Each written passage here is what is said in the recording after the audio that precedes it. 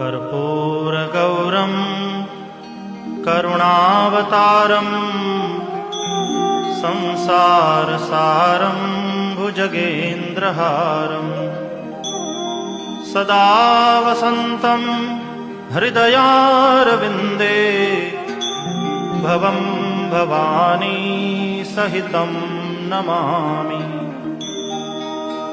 मङ्गलं भगवान् शम्भुः मङ्गलं वृषभध्वजः मङ्गलं पार्वतीनाथो मङ्गलायतनोहरः।